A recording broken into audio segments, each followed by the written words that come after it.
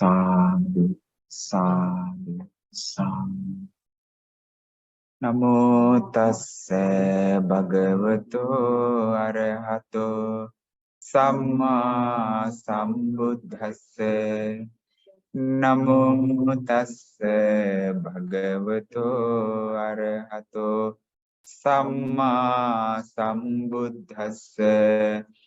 Namo tassa bhagavato arahato samma sambuddhassa. Sadhu, sadhu, sadhu. If I ask you a question first,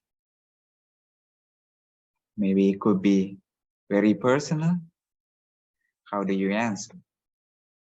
I ask you, what is the biggest issue you have in your life? You don't have to answer out loud. So we are here sitting to listen to the Dharma of the Buddha, to find some peace and happiness and solutions for our life issues, right? It could be a problem or an issue about our life, about the body or mind or whatever. Or maybe we have financial issues. We have maybe health issues or whatever. But we are not sitting to find solutions for these. We are sitting here to listen to Dhamma, to find the permanent solution for the problem of our journey of samsara. Samsara is the repeated birth and death. So we are here, and then we will leave this world, and we will be reborn somewhere else, according to our own karma. Who is responsible for this journey? The God, the Buddha, the parents, the presidents of the country? Nothing. We are the people on our own. The karma is the thing that we bring here and there. So we are responsible for our journey, for our happiness and for our suffering. In my understanding, maybe it could be different to you. The biggest issue we have in your life is finding the place of our next destination, a better place. It is the biggest challenge, not the passing the examinations, not the raising kids, not the mortgage, not the insurance, not finding money for our next surgery, heart surgery. It's not the big deal. The biggest deal in our life is to find a safe place in our next life. That is the biggest challenge. What do you say? Because the Buddha said that the people here in this human world will come back to the human world a very few. Not all the people are not coming here back to the human world. Why not? Because there are so many places in the universe that we can be born. The karma will bring us somewhere else next life. Is that the problem? So what if you go and be born in a different country next time?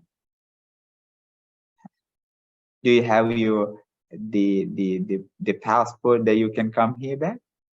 No, you don't have the passport.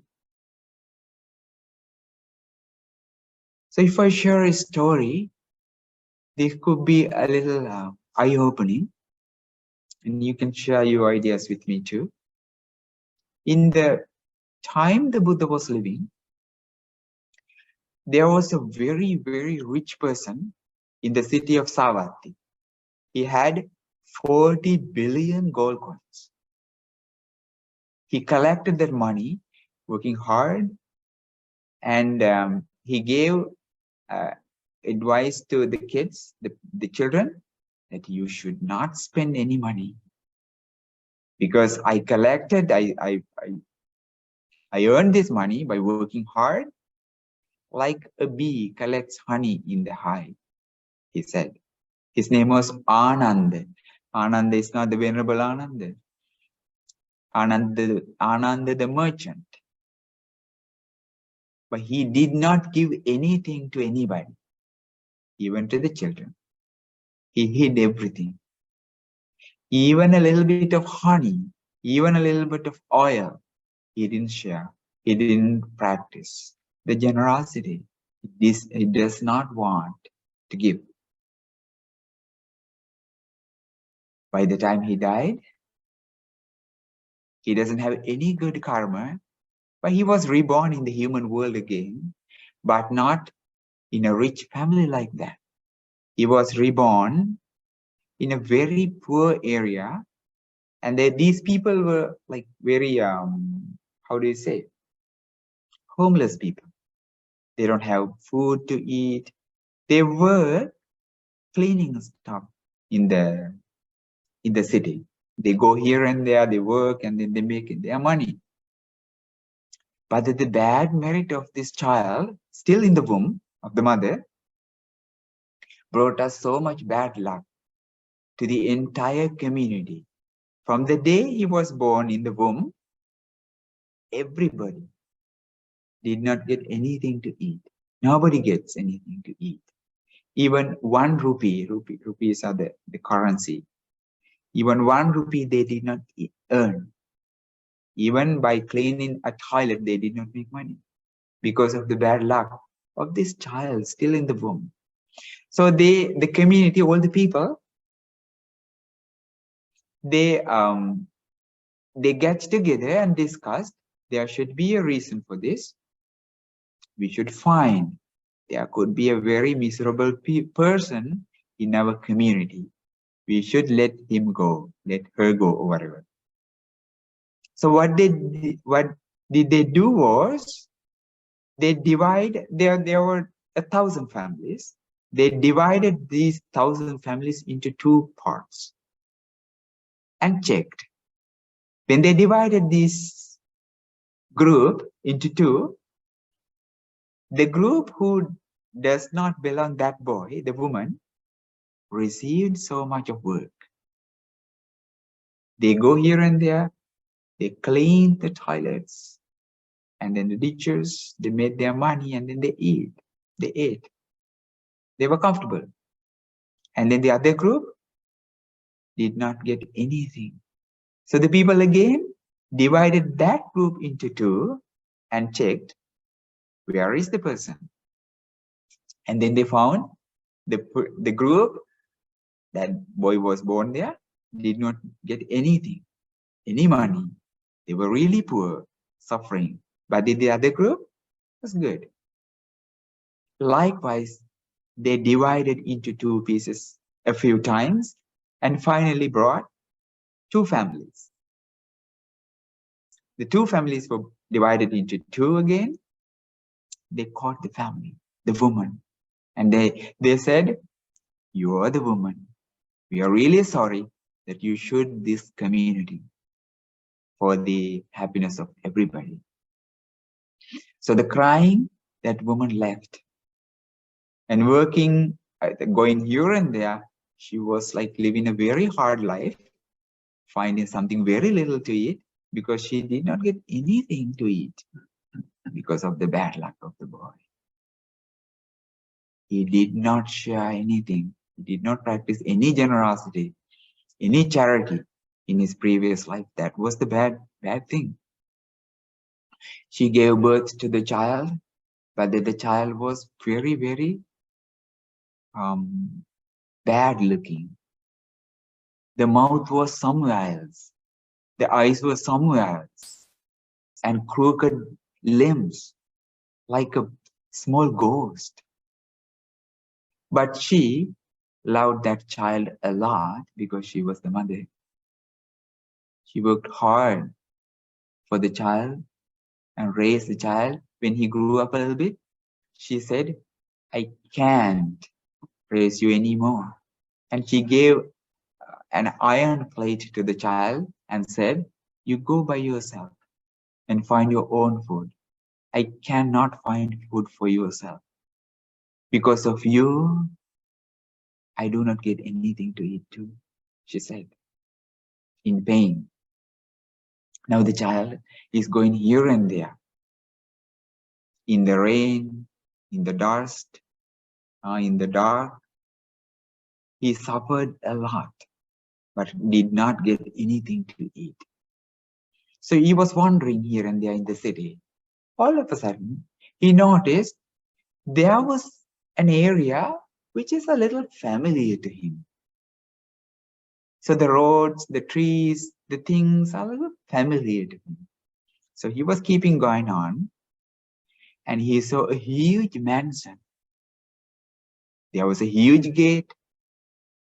He went in, and he saw that was a mansion which is a little familiar to me. He went inside. The Ananda's son was Mulasiri. Mulasiri had a few children. And then the children were scared and they cried, oh, mom and dad, there was a ghost coming to our house. Please save us. They were screaming. The Mulasiri came and saw this child and started beating and brought him to the gate and put him outside of the gate. Who is this child? The Ananda, the merchant, the boy, his own family, his own house. Now nothing belongs to him. The Buddha was going on the way with the alms bowl in his hand, looking for some food with Venerable Ananda Bhante. And Buddha saw this child was sitting crying in pain and said to Ananda, Ananda, ask Mulasiri to come here. So Venerable Ananda Bhante went inside and said to Mulasiri, Mulasiri, the Buddha is calling you. Mulasiri came out of the gate and said, who is this child? Mulasiri said, Bhante, this was a child who came to our house. Our children were scared. We put them out. Mulasiri, if you do not know, this is your father. Oh, Bhante, don't say this. My father was very respectable. He died and he was born in the Brahma world because he was a Brahmin. Now he is in the Brahma world. This is not my child. Do not insult. Do not say like this. We respect you a lot. Bhante, do not say this. This is not my father.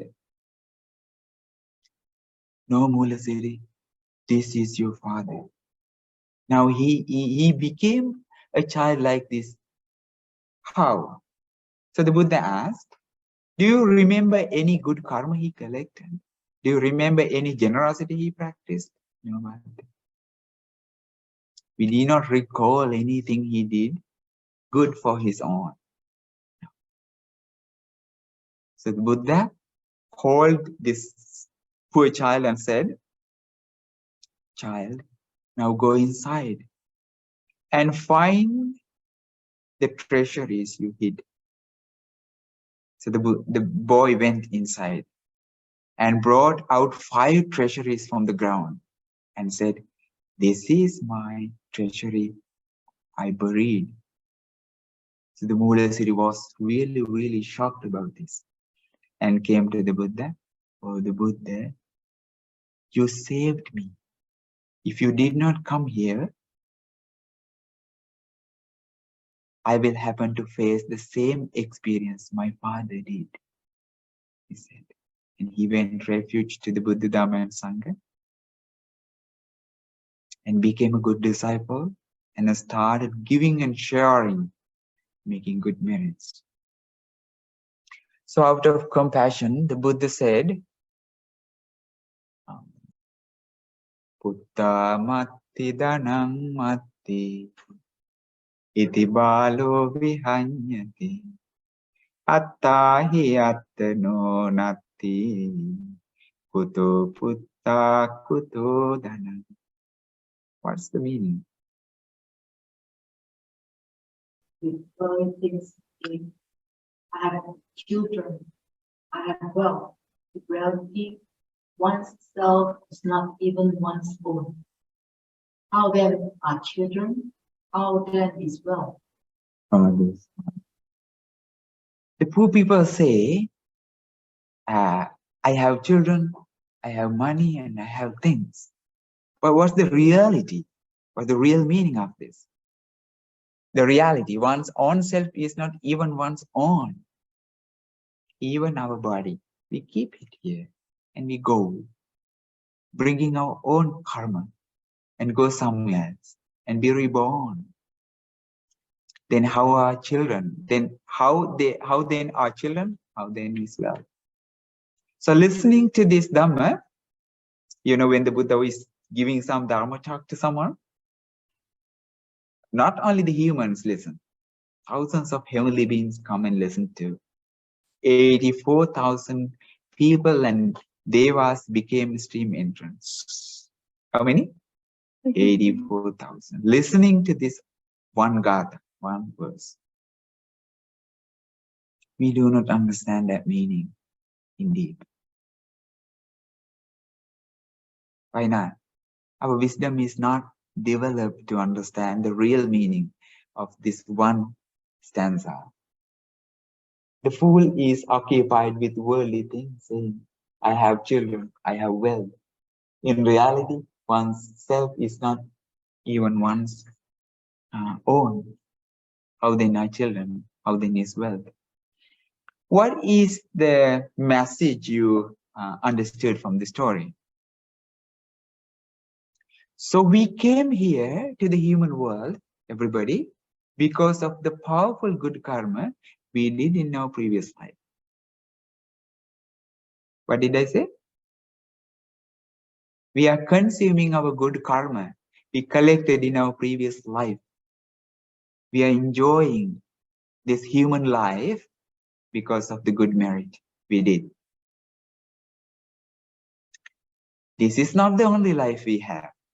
We will go from this world and we'll enjoy some happiness according to the good merit we collect here. If we do not have any good merit, what will happen to us?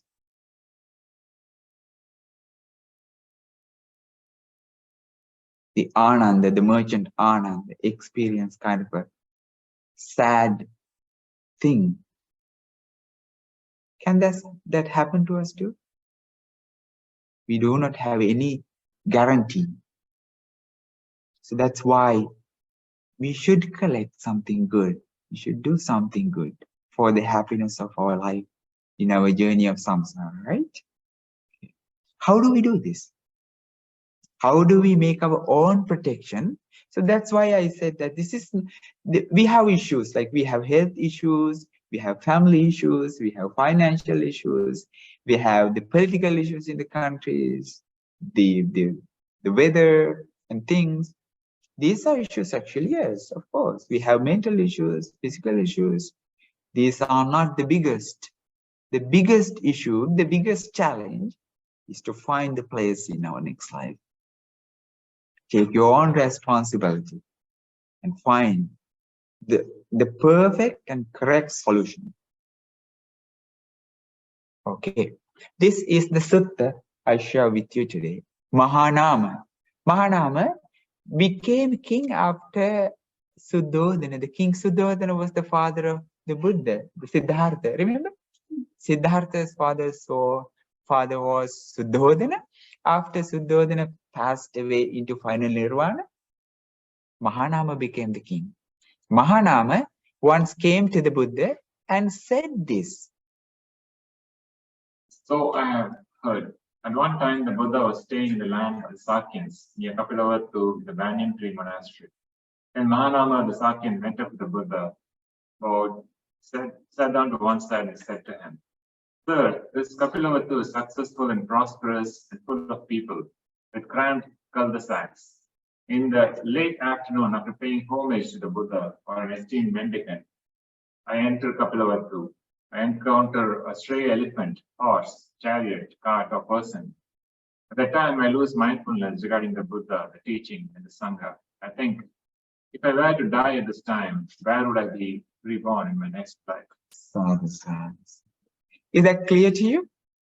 So the Kapilavatthu is the beautiful city the Siddhartha, the prince, was born.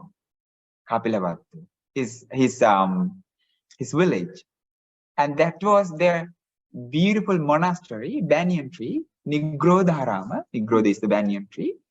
So once the Buddha was living there, Mahanāma, one of the cousins, came to the Buddha Mahanāma and said, "Bhante, this Kapilavatthu is prosperous.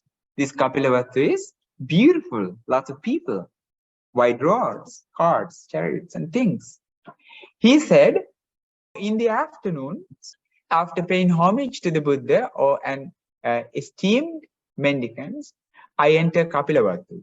I encounter a stray elephant, horse, chariot, cart, or person. At that time, I lose mindfulness regarding Buddha.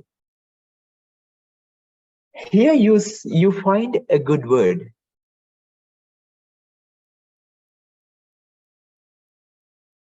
What is it? Mindfulness is the key. Mindfulness is the key for the protection. I lose mindfulness. When we lose mindfulness, what will happen to us? Next is the suffering coming to our life.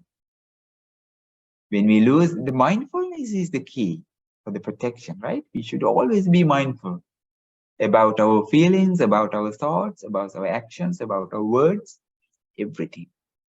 Mindfulness is your certificate, if you have, okay? Mindfulness regarding Buddha, the Buddha's word, the teaching, and then the Sangha. I do not recall anything when I see beautiful things in the city. What about you? When you go to the city, or maybe when you go to your workplace, you have people not dear to you. Maybe when you go to a park or something, are you always mindful? When you see, what is it called? Huh? Beautiful, I don't know, some attractions. We just enjoy the things.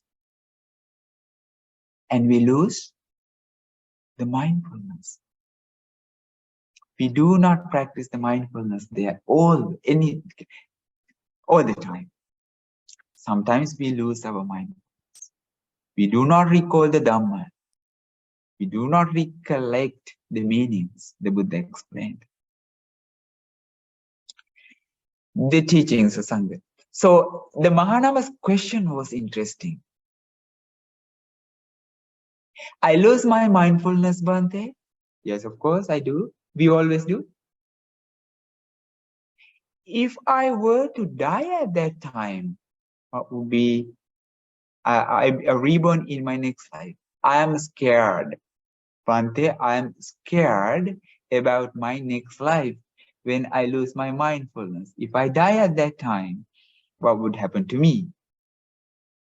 Why did he ask this question? Because he's attracted with all those stray elephants and then seeing forms. And, he's completely distracted. So why does he ask this question actually? I lose my mindfulness. At that time, if I die, I'm scared. So is it because your last thought will determine where you're going to be born next? How do you know about this? Your last feeling affects you to the next life. How do we say? When we have that muddled mindset, when we die, it affects to our next life. When we have a very pleasant, very kind, very compassionate mindfulness, you will get a good place in your next life at the moment when you die. When you're like angry, maybe very, how do we say, very lustful or something, very desire, so much of attachments at the moment of your death, you will be born in a bad world. How do we say this? It's not me. It's not me that said this.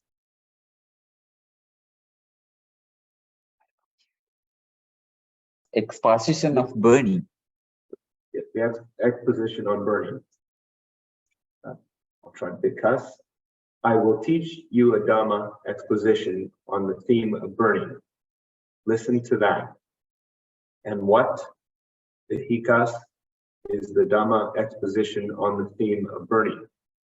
It would be better, the hikas, for the eye faculty to be lacerated by a red-hot iron pin burning, blazing, and glowing than for one to grasp the sign through the features in a form cognizable by the eye. For if consciousness should stand tied to gratification in the sign or in the features, and if one should die on that occasion, it is possible that one will go to one of two destinations, hell or the animal realm. Having seen this danger, I speak thus. Not my thought, it's not my idea, it's the Buddha's idea, right? What do we understand here? Right? Exposition of the theme of burning. So you have two things. It would be better because for the eye faculty to be lacerated. Okay. A red hot iron pin burning, blazing and glowing. This is the first one. You have a very sharp thing burning, maybe a weapon or something, and you hurt yourself to your eye. This is the first one, okay? Or for one who grasps the sign, thoughts, and features in a form cognized by the eye, you enjoy things with your eye. You have two things. You have two things to do. What are the two things? You hurt yourself with a sharp iron or maybe a weapon, or you enjoy the things with your eye. These are the things. Which is better? Which is good? Which is good? You enjoy things. You go to a movie theater and you enjoy the thing. Which is better? Or you hurt yourself? Which is better? This is the samsara. This is the danger we have, everybody. Everybody. This is the life issue. Not the family, not the money, not the heart problem. For if consciousness should stand tied to gratification in the sign or in the features, and if one should die on that occasion, your explanation, it is possible that one will go to one of these two destinations, hell or the animal realm, one of these. When we lose our mindfulness, this is the biggest danger we have. That's why we should practice mindfulness, not for my peace, or I have anxiety, I have depression, I should practice this mindfulness. It's something very simple with this. Anxiety is something very little. If you go to hell or if you go to animal world, that's the biggest issue, the danger you have in the life. That's why the mindfulness should be practiced. Everybody, you and me and everybody. So how does the Buddha say this? Having seen, he saw this. The Buddha saw with his powerful mindfulness. And he saw this and he said this out of compassion, not to scare you.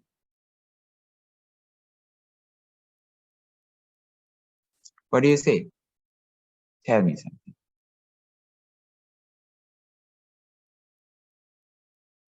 That's why Mahānāma said, if I were to die at that time, where would be reborn in my next life? Bhante, I'm scared. I lose my mindfulness when I go to the city, when I see attractive things with my own eyes.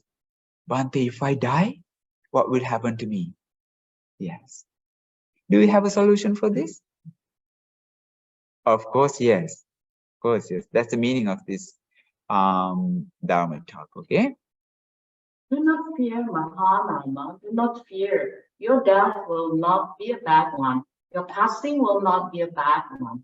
A noble disciple who has full things slants, slopes, and inclines towards extinguishment. What for? Is when a noble disciple has experiential confidence in the Buddha, the teaching, the Sangha, and they have the ethical conduct loved by the noble ones, leading to immersion.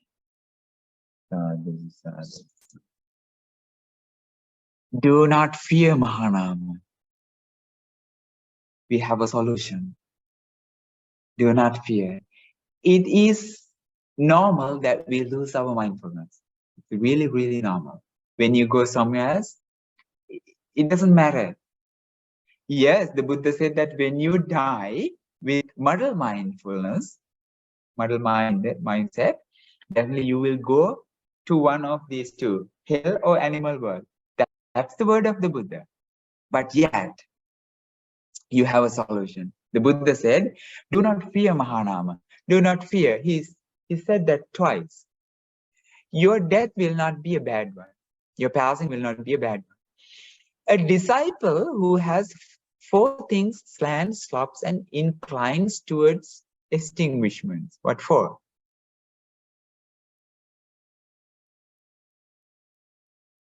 Okay, this one is okay. Do not fear, Mahānāma. Do not fear. Your death will not be a bad one. Your passing will not be a bad one. Take someone whose mind has for a long time been imbued with faith. Faith. Blind faith? What is faith? Confidence about what? The Supreme Buddha. Why should we have the faith or the confidence or the respect to the Buddha? Because he shared the extraordinary Dhamma. He understood the wisdom, and we should respect to the Dhamma. And we should be very, very thankful to the Buddha. We have a huge part, we have a huge space to the Buddha in our heart. Why?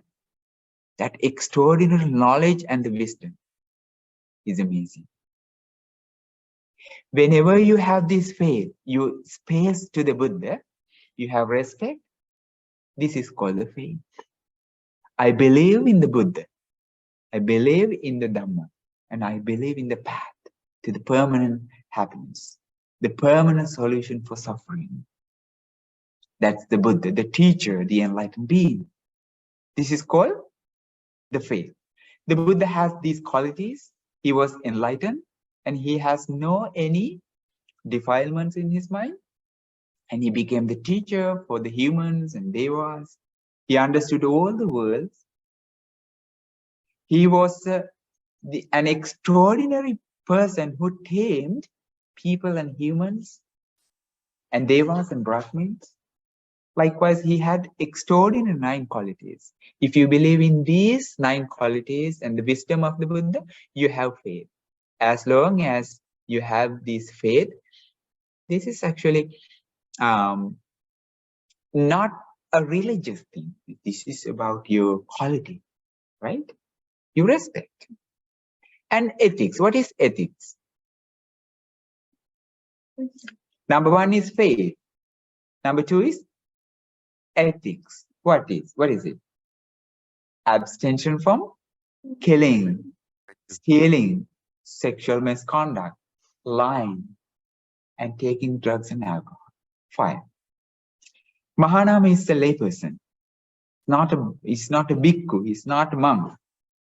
Buddha said to him, Whenever you have faith and these 5 things again, what are the 5 things? The precepts. Your second protection. The first protection is faith. The second protection is the precepts. And third, learning. This is not about your PhD, not about your knowledge of computers. In what? Your PhD doesn't bring you to the good world next time. Obviously, yes. What is learning? Learning the Dhamma, learning the real meaning of the word of the Buddha. This is not like the Buddha did not lie. He did not want to make you scared talking about hell, talking about animal worlds or bad realms. And he did not want to mislead, or this is the permanent happiness, you practice, you're all right. He did not say that. He said the truth. Learning is that, the knowledge of Dhamma. When you read the original word of the Dhamma, that's the knowledge of you collected, right? You learn about good, you learn about bad, you learn about precepts, you learn about generosity, you learn about the faculties, you learn about the impermanence, you learn about the 5 aggregates of clinging, you learn about the Noble Eightfold Path, you learn about mindfulness, you learn everything. Enlightenment factors, you learn about Nibbana. This is the knowledge. You learn about samsara. Everything you learn here is the knowledge you collect from the Buddha. This is your third protection. If you have these, what is the first? Faith. And then the second? The precepts. And then third? Your knowledge of Dhamma. And then the fourth is generosity.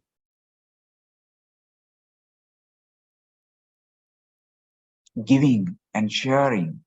What happened to the merchant Anand? He did not have any generosity in his life. That brought him bad luck in his next life. Generosity. Giving is a way that you collect good merit. And what is the other thing that you can do with the generosity? What's the next benefit you get from generosity? When you give, what do you receive? Merits and something more? Happiness, anything more?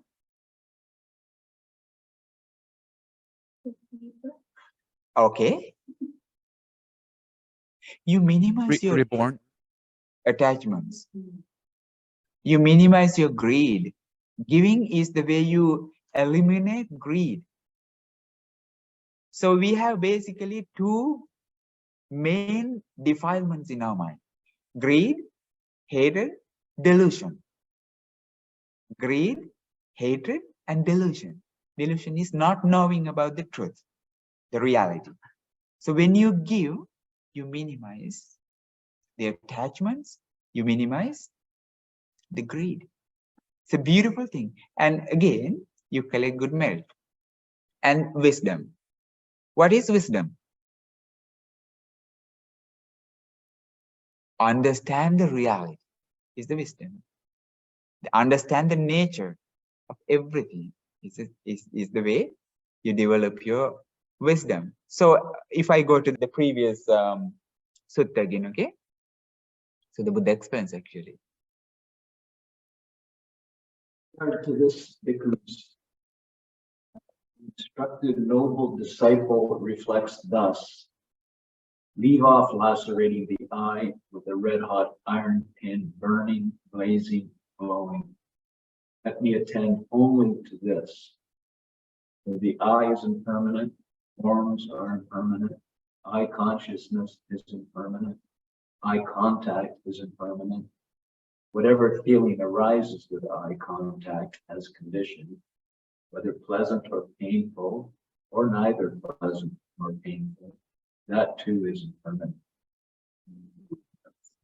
You did two things. What are the two things? You took a sharp knife, burning, blazing, and you hurt yourself, or you enjoy things. Keep these both away and focus on this. Let me attend only to this. So the I is impermanent. Forms are impermanent. Eye consciousness is impermanent. Eye contact is impermanent. Whether feeling arises with the eye contact as condition, whether pleasant or painful or neither painful or pleasant, that too is impermanent. This is the way you develop your wisdom, understanding the nature of the things. I is impermanent. If we agree, we like it or not, this is the truth. The I is very, very subtle, right? Very delicate. Something very little.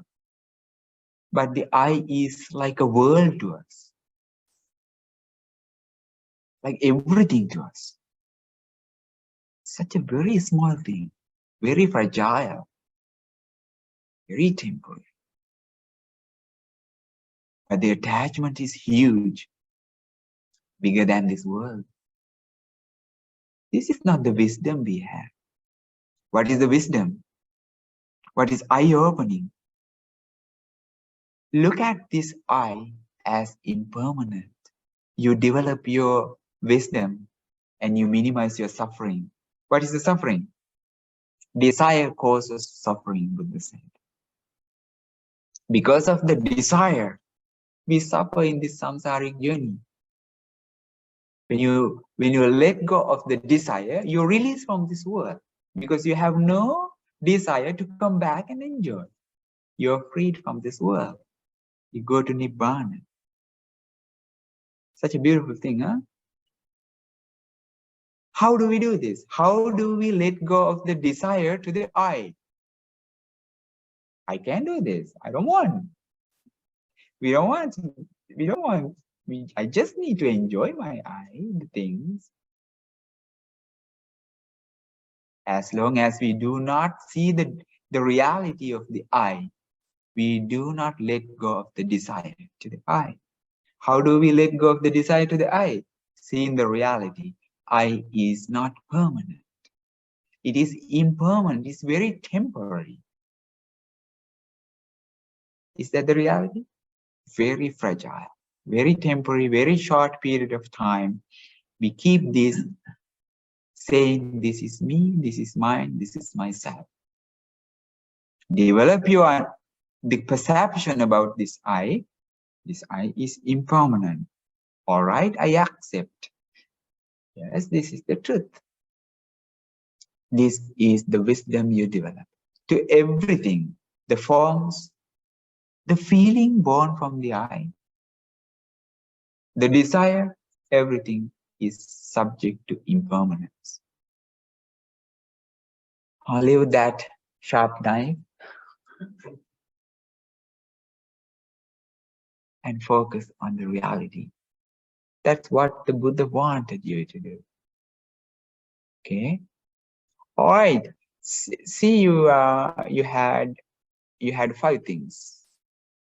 These are the 5 things for your protection: faith, the precepts, the knowledge of Dhamma, giving, and then the wisdom. It consists of form made up of the 4 primary elements produced by mother and father, built up from rice and porridge, liable to impermanence, to wearing away and erosion, to breaking up and destruction. Right here, the crowns, vultures, hawks, dogs, jackals, and many kinds of little creatures devour it, but their mind rises up, headed for a higher. Doesn't matter you die with the muddle mindfulness. Doesn't matter. Whenever you have these 5 things, practice for a long time. Make someone's mind has for a long time been imbued with faith, ethics, learning, generosity, and wisdom. For a long period of time, you have practiced this Dhamma in these 5 categories. You die with muddled mind, and then what will happen to your body? The dead body will be eaten by this animal. Maybe it will be cremated in a very rich cemetery. Huh? Maybe thousands of people will come to pay respect to your dead body. Maybe nobody. Doesn't matter. With the breaking of your body right here, but their mind rises up, headed for a higher place. Doesn't matter if you have so much of respect to your dead body, maybe not, maybe eaten by animals. It doesn't matter. Your body will decay on the earth, but your mind will go to a higher place by the power of what? By the power of these 5 things for practice for a long period of time. Buddha said, doesn't matter if you have that bad mindfulness when you die, you have something saved for a long period of time practiced. This is powerful than that mindfulness. This doesn't mean that you should have that to enjoy here and go here and there and enjoy things. Do not worry about your mindfulness. You will be safe. No. You should have these 5 things first for a long period of time, well practiced. And then you have that protection. It is like this. Suppose a person was to sink a pot of ghee or oil into a deep lake and break it open. Its shards and chips would sink down, while the ghee or oil in it would rise up, headed for a higher place. Right. A pot of ghee. You fill a pot of ghee and you put in a lake and break. The pieces will go down to the bottom of the lake, and then the ghee will come up to the surface of the water. Likewise, when you die, your body will decay in this earth. Your mind will go up to a higher place whenever you have these 5 things. Doesn't matter, you die with the muddled mind. Same way, take someone who's fallen for a long time in food with faith, ethics, learnings, generosity, and wisdom. Your body consists of form made up of the 4 elements produced by mother and father, built up of rice and porridge, livelihoods, impermanence, wearing away and motion, breaking up and destruction.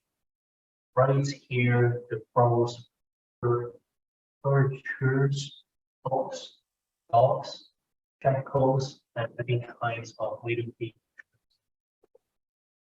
But their mind rises up and fall from higher place. Again, the Buddha said,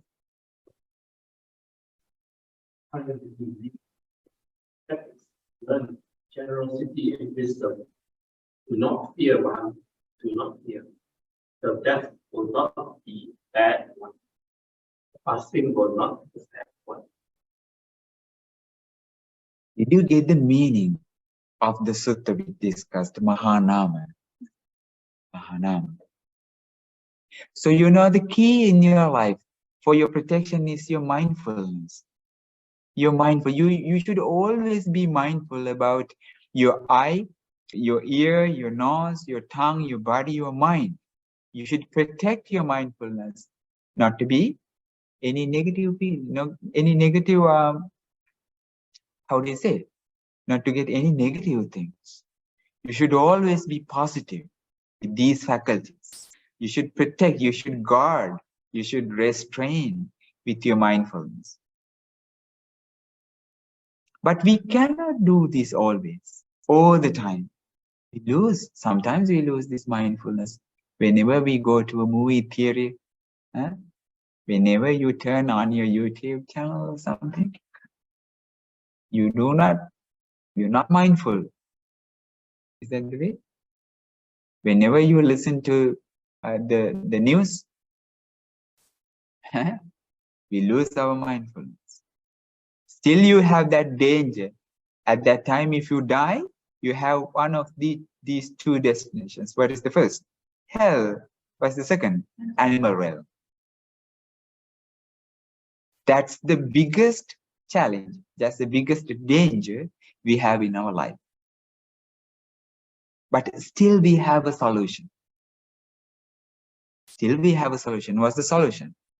For a long period of time, if you practice these 5 areas, Buddha said, do not fear Mahanama.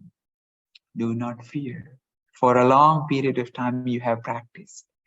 You have done as your protection. These 5 areas in your life will bring you to a higher place. Like what?